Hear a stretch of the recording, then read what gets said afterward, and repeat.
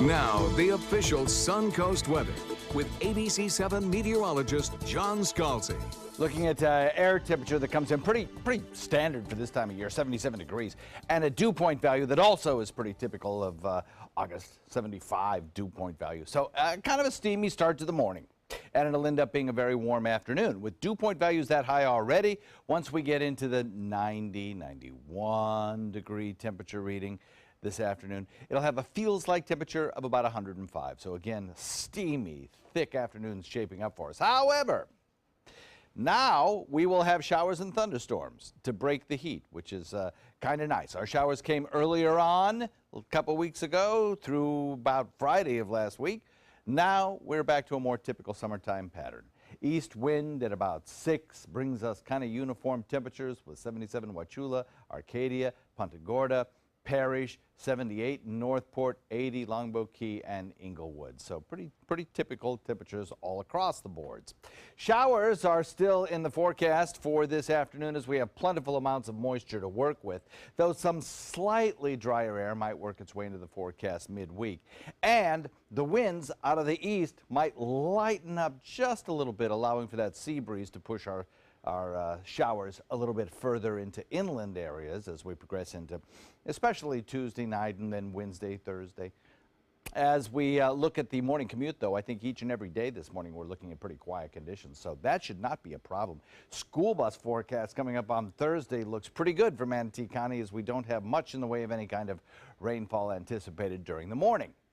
A frontal boundary located to the north will be a hot spot for shower and thunderstorm activity. Flooding rains possible, severe weather as well.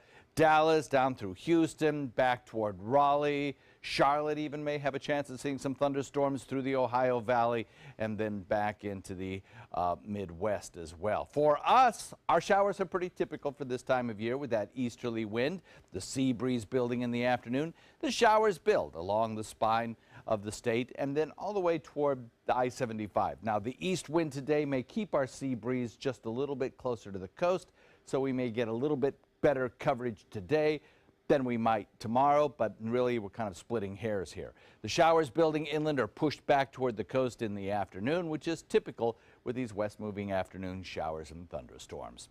We also have a new storm down to the south. It's going to stay away from us. This storm system is Franklin, a new tropical storm headed toward the Yucatan. We'll talk more about it in a second. Then again, further away out into the open waters of the Atlantic, this system we talked about last week.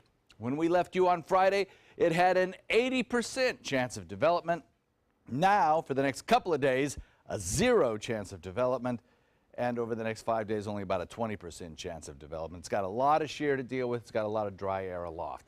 So let's go back to Franklin. Franklin, located just to our south. Here we are, of course, and there's Franklin, headed toward the Yucatan Peninsula. 45-mile-an-hour winds, tropical storm warnings up for the Yucatan, forecast on a track that takes it towards central Mexico. So, long and short of it is, it has no effect on our weather whatsoever. Forecast looks like this. Daytime high tops out near the low 90s. Feels like temperature about 100 to 105, and a rain chance each and every day. Back to you.